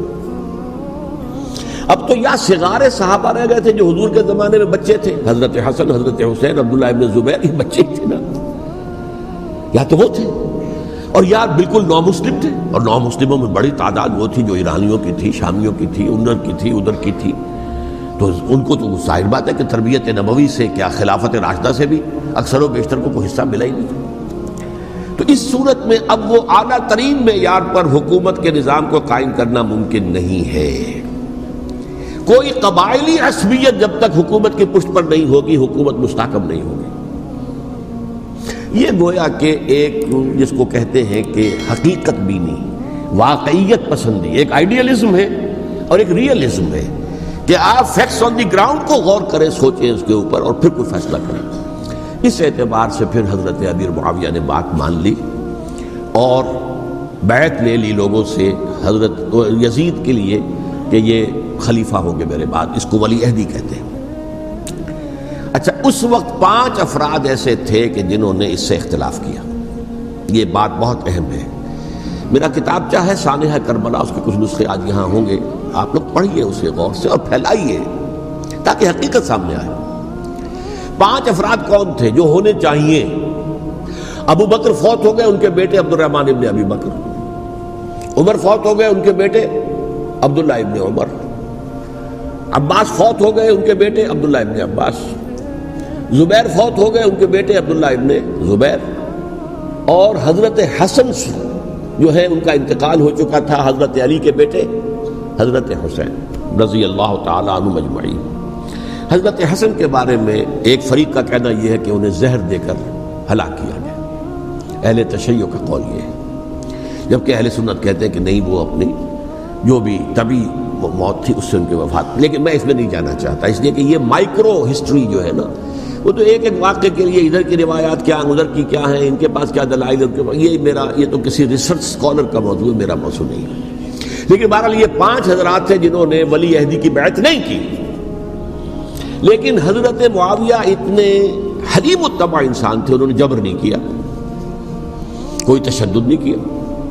ٹھیک ہے، ولی عہدی کی بیعت نہیں کر رہے، کوئی بات نہیں، میری بیعت تو کی ہوئی ہے نا، ابھی تو میں زندہ ہوں، بات ختم ہو گئی، میری بیعت کو تو نہیں توڑا انہوں نے، فسخ بیعت نہیں کی۔ اس اعتبار سے انہوں نے نہ کوئی تشدد کیا، نہ جبر کیا، نہ کوئی مواخذہ کیا۔ لیکن جب امیر معاویہ کا انتقال ہو گیا، اب ولی عہدی کی بجائے وہ اب خلافت کی بیعت ہوئی، سب لوگوں نے بیعت کر لی۔ ان 5 میں سے ایک فوت ہو چکے تھے، حضرت عبد الرحمن ابن ابی بکر فوت ہو چکے رضی اللہ تعالی۔ 4 تھے، ان 4 میں ایک اختلاف ہوا۔ 2 کی رائے یہ تھی، عبداللہ ابن عمر، عبداللہ ابن عباس، کہ اگرچہ یہ کام غلط ہوا ہے، اسلام کی روح کے منافی ہوا ہے، یہ بادشاہت کی بنیاد پڑ رہی ہے، لیکن یہ بات ایسی نہیں ہے کہ اس کی بنا پر ہم خانہ جنگی شروع کروا دیں امت کے اندر، خون خرابہ کروائیں، فساد کروائیں۔ لہذا انہوں نے بیعت کر لی۔ اب کوئی اگر یہ کہے معاذ اللہ کہ وہ بک گئے تھے یزید کے ہاتھوں، معاذ اللہ ثم معاذ اللہ، وہی بات آپ اختلاف کر سکتے ہیں کہ انہیں نہیں کرنی چاہیے تھی، یہ کوئی رائے رکھے، مجھے اختلاف نہیں، لیکن ان کی نیت پر حملہ کریں گے تو حملہ محمد رسول اللہ پر ہوگا صلی اللہ علیہ وسلم۔ عبداللہ ابن عمر کون ہیں؟ کتنی حدیثیں ان سے جو ہے وہ منقول ہیں۔ عبداللہ ابن عباس کون ہیں؟ جنہیں حضور نے جو ہے جن کے لیے دعا کی تھی، اے اللہ فقہہ فی الدین وعلمہ التاویل، اے اللہ اس نوجوان کو دین کا فہم عطا کر اور قرآن کی تاویل اور تفسیر کا علم عطا کر، حبر الامہ کہلاتے ہیں۔ وہ کہیں پیسوں اور ٹکوں کے عوض بک جانے والے نہیں تھے، انہوں نے امت کی مصلحت دیکھی، نیت جو ہے اس پر حملہ نہ کیجئے، البتہ اختلاف کا حق آپ کو حاصل ہے۔ 2 حضرات جو ہے ڈٹے رہے کہ نہیں، ہمیں کم وقت میں ریزسٹ کرنا ہے۔ عبداللہ ابن زبیر عمر کے اعتبار سے وہ بڑے ہیں، مسلمانوں میں سب سے پہلے ولادت مدینے میں جا کر جو ہوئی ہے وہ عبداللہ ابن زبیر کی ہوئی ہے۔ ہجرت کر کے جب مہاجرین وہاں پہنچے، کچھ عرصے تک کسی کے ہاں کوئی اولاد نہیں ہوئی، تو لوگوں نے تانے دینے شروع کر دیے کہ معلوم ہوتا ہے کہ یہاں آ کر یہ مکے کے رہنے والے جو ہیں کمزور ہو گئے ہیں، ان کی اولاد ہی نہیں ہو رہی۔ تو جب عبداللہ ابن زبیر کی ولادت ہوئی ہے، یہ حضرت ابو بکر کے نواسے ہیں، حضور کی زوجہ محترمہ حضرت عائشہ کی بہن، حضرت دیکھیے ابھی نام نکل گیا ہے جی، حضرت اسماء رضی اللہ تعالی عنہا عنہما، یہ ان کے صاحبزادے ہیں، حضرت زبیر کے بیٹے۔ ان کا فیصلہ ہوا کہ ہمیں رجسٹ کرنا ہے کم وقت میں، ایٹ اینی کاسٹ۔ حضرت حسین ابن علی رضی اللہ تعالی عنہما کا بھی فیصلہ ہوا کہ ہمیں رجسٹ کرنا ہے کم وقت میں۔ البتہ ان میں بھی ایک اختلاف ہو گیا، یعنی یہ 2 تو جڑے رہے، ان 2 میں اختلاف ہو گیا۔ عبداللہ ابن زبیر کا کہنا یہ تھا کہ ہمیں حجاز میں رہنا چاہیے، یہ سرزمین ہے جس میں نبوت کی برکات سب سے زیادہ ہیں، یہاں ہم مضبوط قلعے کے اندر ہیں، ہمیں یہاں سے جو ہے رجسٹ کرنا چاہیے اور ختم کرنا چاہیے اس نظام کے اندر جو خرابی آ گئی ہے اس کو۔ حضرت حسین رضی اللہ تعالیٰ عنہ کے پاس خطوط کا تانتا بنا ہوا تھا، کوفے سے لوگ خط لکھ رہے تھے، آئیے آئیے آئیے، ہم آپ کے ہاتھ پر بیعت کریں گے، ہم آپ کے ہاتھ پر بیعت کریں گے، ہم آپ کے ہاتھ پر بیعت کریں گے۔ یہی وہ کوفہ جو حضرت علی کا دارالخلافہ رہا تھا۔ اور جو پھر سبائیت کا گڑھ بن گیا تھا۔ چنانچہ حضرت حسین نے حضرت مسلم بن عقیل کو بھیجا وہاں پر کہ میرے نمائندے کی حیثیت سے جا کر وہاں پر بیعت لو۔ 10-12 ہزار افراد نے بیعت کر لی، لیکن اس کے بعد یزید کی طرف سے گورنر بنا کے بھیجا گیا ابن زیاد کو۔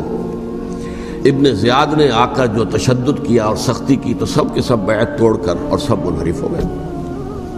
مخلصین تو وہ تھے نہیں، الکوفی لایوفی، کوفی جو ہے وہ تو کوئی وعدہ وفا کرنے والا ہوتا ہی نہیں، بیعت توڑ دی۔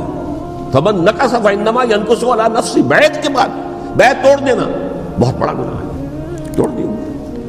ادھر اطلاع مل گئی حضرت حسین کو، چل چکے تھے، وہ راستے میں تھے کہ وہاں تو مسلم بن عقیل شہید ہو گئے اور سب لوگوں نے بیعت توڑ دی۔ اب واپس جانا چاہتے تھے، لیکن مسلم بن عقیل کے بیٹے جو ہے اڑ گئے۔ یہ عرب کی اپنی ایک جو ہے پرانی ان کی حمیت اور ان کا قبائلی نظام کہ اب ہم اپنے والد کے خون کا قصاص لیے بغیر نہیں جائیں گے۔ حضرت حسین رضی اللہ تعالیٰ عنہ کی مروت اور شرافت کہ یہ میرا ساتھ دینے کے لیے آئے تھے، اب میں ان کا ساتھ نہ دوں تو یہ تو شرافت اور مروت کے خلاف ہے۔ کہا اچھا چلو چلتے۔ وہاں جا کر بھی عین اپنے میدان کے اندر بھی حضرت حسین رضی اللہ تعالیٰ عنہ نے 3 چیزیں پیش کی ان کوفیوں کے لشکر کے خلاف۔ سب سے بڑا لشکر کے اندر سب سے بڑے تو کوفی تھے جنہوں نے بیعتیں کی ہوئی تھی حضرت حسین کے ساتھ۔ دیکھو مجھے جانے دو واپس حجاز کی طرف، یا مجھے سرحدوں پر بھیج دو تاکہ میں کافروں کے ساتھ جنگ کرتے ہوئے اپنی جان دے دوں، یا مجھے یزید کے پاس جانے دو، میں اپنا معاملہ اس سے طے کر لوں۔ لیکن کوفیوں کو یہ گوارا نہیں تھا۔ اگر یہ یزید کے پاس پہنچ گئے تو ہمارا کچا چٹھا بیان کر دیں گے کہ مجھے تو ان لوگوں نے ورغلا کر بلایا تھا۔ اس لیے کہ دیکھیے حضرت امیر معاویہ کے 20 سالوں کے دوران میں بتا چکا ہوں، ان کی حکومت اتنی مستحکم تھی کہ اس کے خلاف کوئی فتنہ اٹھانا ممکن نہیں تھا۔ اب چونکہ ایک چینج اوور ہوا تھا، اور چینج اوور میں آپ کو معلوم ہوتا ہے کہ ایک جس کو کہتے ہیں every thing is in the melting پاٹ، ابھی تو یہ درمیان کے اندر معاملہ ہے، تو انہیں موقع ملا، سر اٹھایا حضرت حسین رضی اللہ تعالیٰ عنہ کو، جو خطوط لکھے جس کے کہ تھیلے کے تھیلے اور بوریوں کی بوریاں بھری ہوئی حضرت حسین کے ساتھ تھی، وہ کہا کہ آئیے ہم آپ سے بیعت کریں گے۔ انہوں نے نہیں مانا، اور اصل میں حضرت حسین کے قاتل وہ کوفی ہیں، وہ بزدل، وہ منافق جنہوں نے بیعت کر کے بیعت توڑی۔ اور اب وہ آ گئے کہ اگر یہ حسین رضی اللہ تعالیٰ عنہ بچ کر کہیں یزید کے پاس پہنچ گئے تو پھر ہمارا کچا چٹھا جو ہے وہ سامنے آ جائے گا اور ہماری پھر شامت آ جائے گی۔ لہذا انہوں نے قتل کیا حضرت حسین کو رضی اللہ تعالیٰ۔ ایک بات جو علامہ ڈاکٹر قلب صادق نے فرمائی، اور میرے علم میں یہ بات پہلے نہیں تھی، وہ یہ کہ حضرت حسین کے قتل کا فتویٰ ایک بہت بڑے مفتی نے دیا تھا۔ یہ بات بھی ذرا سمجھ لیجیے، حضرت حسین رضی اللہ تعالیٰ عنہ کے قتل کا فتویٰ ایک بہت بڑے مفتی نے دیا تھا۔ کیوں دیا تھا؟ اس لیے کہ حضور کی احادیث موجود ہیں کہ جب ایک شخص کی ایک خلیفہ کی بیعت ہو جائے تو دوسرا اگر کھڑا ہو تو اسے قتل کر دو، کھلی حدیث۔ اسی لیے ایک بہت بڑے مفسر بھی ہے، فقیہ بھی ہے، قاضی ابن العربی رحمۃ اللہ علیہ، ایک ابن عربی ہیں الف لام کے بغیر، ابن عربی، وہ بہت بڑے صوفی ہیں، فلسفی ہیں، اندلس کے ہیں۔ یہ قاضی ابن العربی ہیں جنہوں نے قرآن کی ایک تفسیر لکھی ہے اس اعتبار سے کہ صرف ان آیات کی تفسیر جن سے کہ فقہی احکام جو ہے ان کا استنباط ہوتا ہے۔ یہ 2 تفسیریں اس طور سے لکھی گئی ہیں قرآن مجید کی، احکام القرآن ان کا نام ہے دونوں کا، جن میں سے ایک جو ہے قاضی ابن العربی کی ہے۔ ان کا ایک جملہ نقل ہوتا ہے، قتل الحسین بسیف جدہ، حسین قتل ہو گئے اپنے ہی نانا کی تلوار سے۔ وہ تلوار کیا تھی؟ جب کسی کی بیعت ہو چکی ہو پھر کوئی کھڑا ہو مدعی خلافت، قتل کرو۔ میرے نزدیک حضرت حسین مدعی خلافت نہیں تھے، یہ بات اس وقت سامنے لوگوں کے نہیں آئی، بلکہ حکومت نے یہ باور کرا دیا کہ یہ تو باغی ہے، یہ مدعی ہے خلافت کے۔ انہوں نے تو دعویٰ نہیں کیا خلافت کا، وہ تو صرف اس عمل کو روکنے کے لیے میدان میں آئے تھے۔ اور اس بات کو اچھی طرح سمجھ لیجئے کہ اس وقت تک یہ جو تصور آج ہمارے پاس ہے کہ ریاست علیحدہ ہے، حکومت علیحدہ ہے، state of Pakistan, we are loyal to the state of Pakistan, ہم ریاست پاکستان کے وفادار ہیں، گورنمنٹ آف پاکستان کے وفادار نہیں ہے. We are not loyal to the government.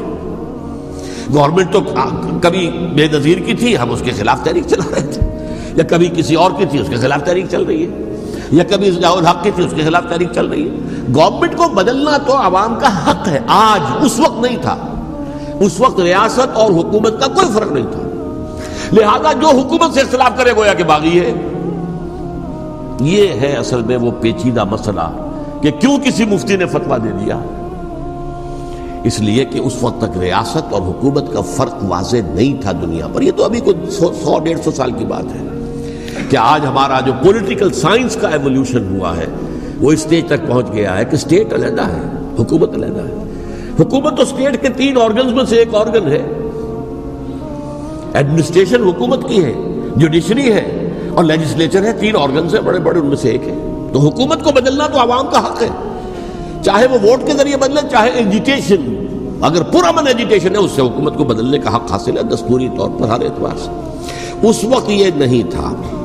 لہذا صورتحال یہ بن گئی کہ حکومت وقت نے باور کرا دیا مسلمانوں کو. ورنہ سوچئے نواسۂ رسول کو قتل کرنا کوئی آسان کام تھا. آخر سب کلمہ گو تھے کہ نہیں تھے؟ کلمہ گو تو تھے نا، اور حضور سے عقیدت اور محبت میں کمی. لیکن یہ کہ فتویٰ، اگر ایک بہت بڑے مفتی کا، جو کہ حضرت علامہ ڈاکٹر قلب صادق صاحب نے فرمایا، مجھے اس مفتی کا نام بھی معلوم نہیں، کہ ایک مفتی کا فتویٰ تھا وہ، جس کے بنا پر اب ان لوگوں نے حضرت حسین کو قتل کیا.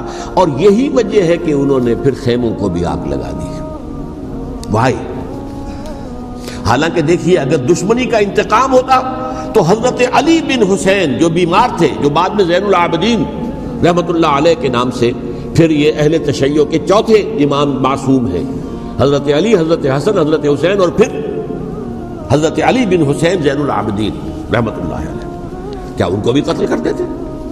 حضرت حسین کی نسل ہی ختم ہو جاتی، لیکن نہیں کیا. آگ کیوں لگائی؟ آگ اس لیے لگائی کہ وہ جو ڈاکومنٹری پروف ہے ہماری غداری کا یزید کے خلاف حضرت حسین کو جو ہم نے دعوت دی، وہ جو ڈاکومنٹری پروف خطوط کی شکل میں موجود ہے وہ ختم ہو جائے، ڈسٹرائے ہو جائے. اس کے لیے انہوں نے خیموں میں آگ لگائی. بہرحال یہ ہے تاریخی پس منظر، یہ اسی سبائی فتنے کا تسلسل ہے جس نے سب سے پہلے حضرت عثمان کی جان لی رضی اللہ تعالیٰ عنہ. 5 سال تک مسلمانوں میں خانہ جنگی رکھی، حضرت علی کو پھر شہید کیا، اور اس کے بعد جو ہے 20 سال حضرت امیر معاویہ کے تو سر نہیں اٹھا سکے. لیکن پھر جب ایک چینج اوور ہو رہا تھا تو اس وقت انہوں نے موقع غنیمت سمجھا کہ اب کھڑے ہو جاؤ اور اب دوبارہ ایک فتنہ جو ہے اس کو امت کے اندر پیدا کر دو. اچھا، اس معاملے میں ایک بات جو میں نے وہاں کہی کہ ہمارے ہاں شاعرانہ جو مبالغہ آمیزی ہے، یہ میری گفتگو کا حصہ انہوں نے حذف کر دیا ہے.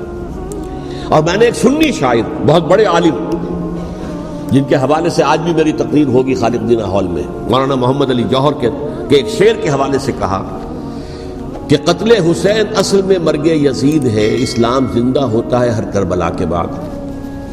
میں نے کہا بالکل محمل شعر ہے، اسلام مرا ہی نہیں تھا، زندہ ہونے کا کیا سوال. اور اگر کسی درجے میں مزمحل یا زخمی ہوا تھا تو وہ تو رہا، کربلا کے بعد بھی رہا، یزید کی حکومت بھی رہی، بنو امیہ کی حکومت بھی چلی، کوئی تبدیلی تو نہیں آئی. یہ کیا کہہ رہے ہیں؟ اسلام زندہ ہوتا ہے کربلا کے بعد. میں نے کہا اسلام مرا نہیں تھا. جیسے میں نے یہ کہا کہ ملوکیت جو ہے وہ اب شروع نہیں ہوئی، ملوکیت تو 20 برس پہلے شروع ہو چکی تھی حضرت امیر معاویہ کی. لیکن ظاہر بات ہے کہ حضرت حسن نے، حضرت حسین نے اس کو قبول کیا، اور حضرت حسین نے تو پھر 10 سال تک ولی عہدی جو تھی چاہے بیعت نہیں کی لیکن اس کے خلاف میدان میں آ کر چیلنج تو نہیں کیا. اس اعتبار سے یہ معاملہ جو ہے اسلام زندہ ہوتا ہے کربلا کے بعد، یہ بے تکی بات ہے. ہاں، حضرت شاہ اسماعیل شہید رحمۃ اللہ علیہ کی اگر میں تشبیہ کو، تمثیل کو سامنے رکھوں تو اسلام کی عمارت 6 منزلہ ہے، 6ٹھی منزل ٹاپ کی وہ گر گئی، 5 منزلیں انٹیکٹ تھیں، اسلام مرا نہیں تھا. عدالت میں شریعت کے مطابق فیصلے ہو رہے تھے، قاضی تھے، مفتی تھے، شریعت نافذ تھی، اسلام کہاں مرا تھا؟ جبکہ خود کہہ رہے ہیں علامہ کلب صادق کے ایک مفتی کے فتوے سے ہی حضرت حسین کو قتل کیا گیا. اب وہ مفتی کی رائے، اس کی بدنیتی ہو جو بھی ہو وہ جانے، اللہ جانے، لیکن عام مسلمان کیا کریں؟ اس پہلو سے اسلام مرا نہیں تھا. ہاں ایک منزل گر گئی تھی، وہ گری نہیں، 1000 برس تک گری نہیں، یہاں تک کہ آ کر مغربی امپیریلزم نے اس کے گرایا، ملوکیت کا معاملہ ختم کیا، اور وہ جبرین ملوکیت دوسری آ گئی. ورنہ وہی بادشاہی چلی ہے. بلکہ دور بنو امیہ میں وہ بادشاہی پوری طرح اس نے بالوں پر نہیں نکالے تھے، اصل بالوں پر تو اس نے نکالے ہیں دور بنو عباس میں آ کر. اور پھر سلاطین جو ہے ترک، جو ترک خلفاء ہے، ان کا بھی بادشاہت تھی، اور کیا تھا، وہ خلافت تو نہیں تھی. تو یہ تو اسلام میں جو بھی نقص واقع ہو گیا تھا، کبھی واقع ہو گئی تھی، وہ جو کی تو برقرار رہی. اس کو بھی تسلیم کیا. میں اللہ کا شکر ادا کر کے کہتا ہوں کہ دونوں حضرات، دونوں شیعہ دانشور اور بڑی اعلیٰ سطح کے جو شیعہ عالم تھے، انہوں نے اس بات کو تسلیم کیا اور میری اس بات کو چیلنج نہیں کیا.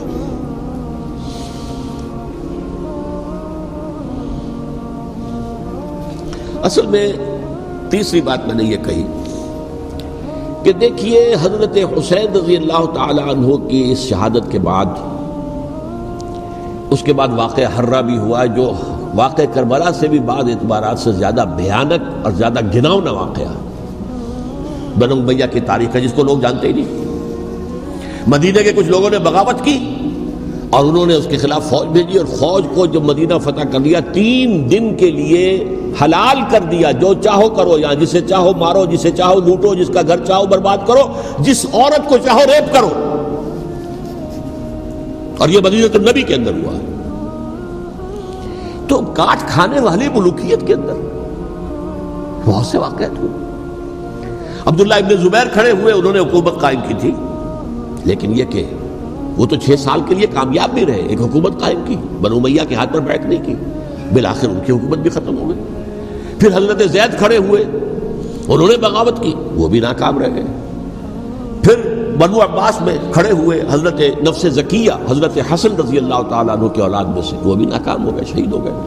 پھر یہ سمجھ لیا گیا کہ اب یہ جہاں تک 6ٹھی منزل ہے وہ تو دوبارہ تعمیر نہیں ہو سکتی. یہ تو جس کی لاٹھی اس کی بھینس، جس کے پاس طاقت ہوگی اس کی حکومت ہوگی، جس کا قبیلہ زیادہ قوی ہوگا، جس قبیلے میں زیادہ عصبیت ہوگی، مضبوط ہوگا، متحد ہوگا، طاقتور ہوگا، اسی کی حکومت ہوگی. البتہ اس کے نیچے لوگوں کے اخلاق کی اصلاح کرو. صوفیاء کرام نے وہ کام اپنے ذمے لیا، اور بالکل وہی کام ہے کہ جو ائمہ اہل بیت کرتے رہے. حضرت حسن کی اولاد میں پھر حضرت علی بن حسین رضی اللہ تعالی، حضرت حسین کی اولاد میں پھر امام محمد باقر، امام محمد جعفر صادق، اور اس کے بعد بھی 5 اور. کسی نے بغاوت نہیں کی. جیسے علماء کرام کام کر رہے تھے اور جیسے صوفیاء کرام کام کر رہے تھے، ایسے ہی وہ مسلمانوں کی علمی تربیت، روحانی تربیت و تزکیہ کر رہے تھے. کسی نے حکومت کو چیلنج نہیں کیا. نوٹ کر لیجیے اس بات کو. حضرت علی نے بھی چیلنج نہیں کیا تھا، حضرت حسن نے چیلنج نہیں کیا، خود صلح کر لی. تو ائمہ اہل بیت جو 12 یہ گنتے ہیں، جن میں سے آخری جو ہے حضرت مہدی کو تو ابھی ظاہر ہونا ہے، ان کے عقیدے کے مطابق وہ روح پوش ہیں، وہ ظاہر ہوں گے. لیکن 11 حضرات کے بارے میں یہ کہ حضرت حسین کے سوا کسی نے بھی چیلنج نہیں کیا وقت کے نظام. اور حضرت حسین نے بھی اس مغالطے پر کیا کہ کوفی ساتھ دیں گے، اور یہ موقع ہے کہ یہ جو 6ٹھی منزل اسلام کی گر گئی ہے، اسے دوبارہ تعمیر کر دیا جائے. انہوں نے خلافت کا دعویٰ نہیں کیا تھا، یہ انہیں عوام کو مغالطے میں مبتلا کیا گیا کہ یہ خلافت کا مدعی ہو کر سامنے آیا. جیسا کہ میں نے آپ سے کہا تھا، امیر معاویہ نے حضرت علی کے عہد خلافت میں کبھی خلافت کا دعویٰ نہیں کیا.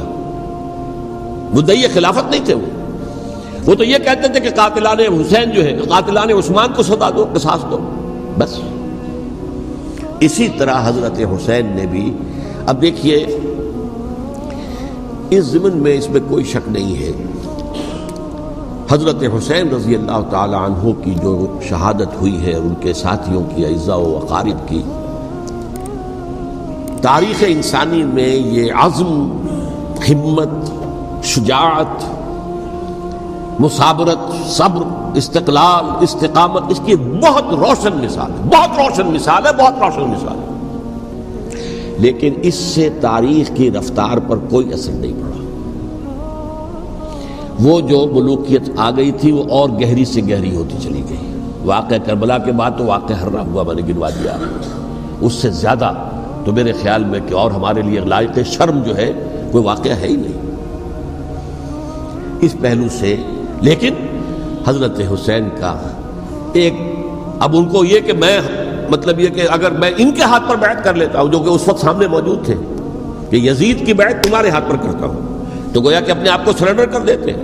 وہی خطرہ جو امیر معاویہ کو تھا کہ مجھے وہ تو پہنچنے بھی نہیں دیں گے علی تک رضی اللہ تعالیٰ عنہ، اور مجھے پہلے ہی شہید کر دیں گے۔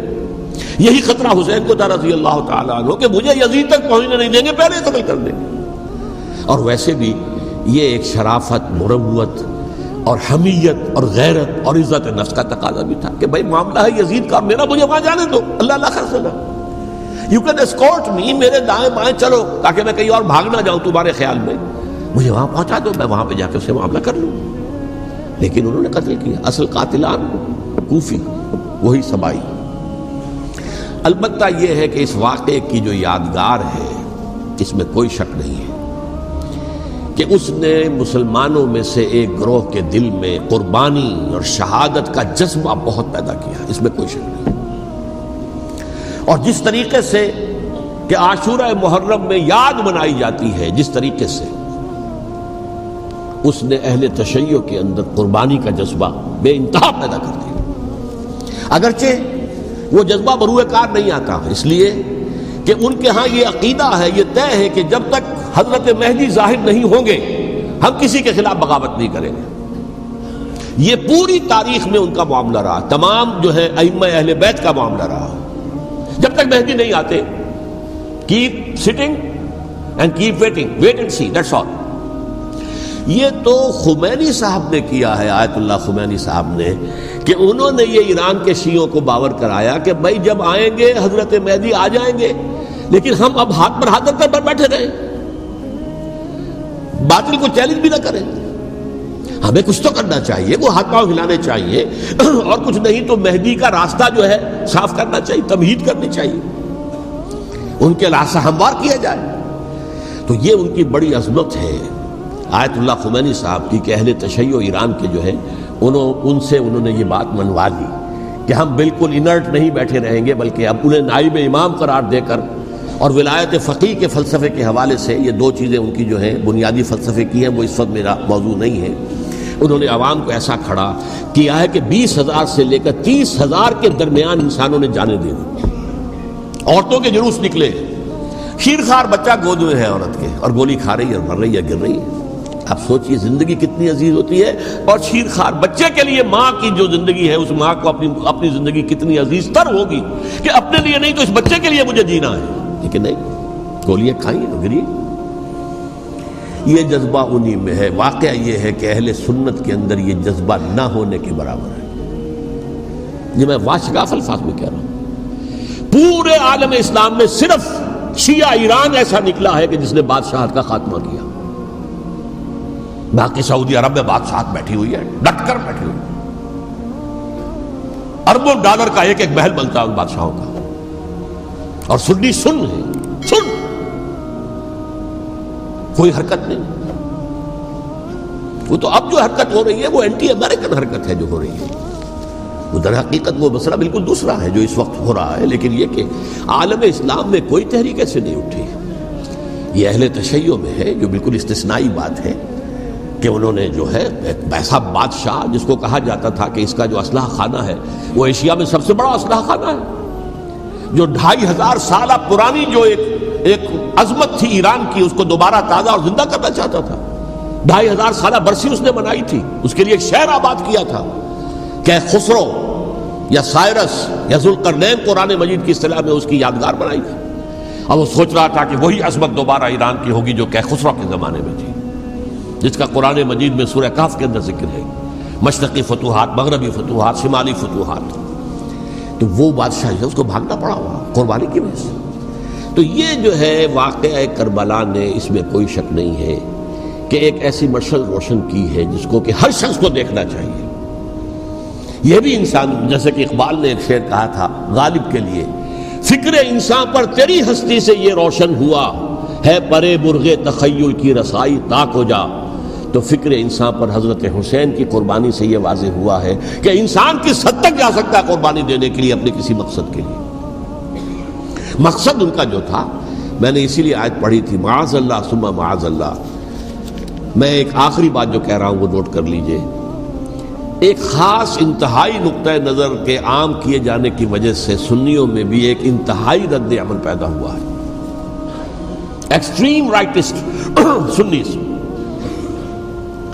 اگر ایک طرف سے حملہ کیا گیا ہے حضرت عثمان کی نیت پر، ان کو خیانت کا الزام لگایا گیا، ان پر اقربا پروری کا الزام لگایا گیا، حضرت ابو موسیٰ شریف پر خیانت اور غداری کا الزام لگایا گیا. یہ ساری چیزیں اگر صحابہ کرام کے اوپر ہوئی ہیں، امیر معاویہ پر، امیر اور عمرو بن العاص پر، تو جواب میں کچھ لوگ کھڑے ہو گئے. حضرت علی وہ اقتدار کے طالب تھے، معاذ اللہ ثم معاذ اللہ ثم معاذ اللہ.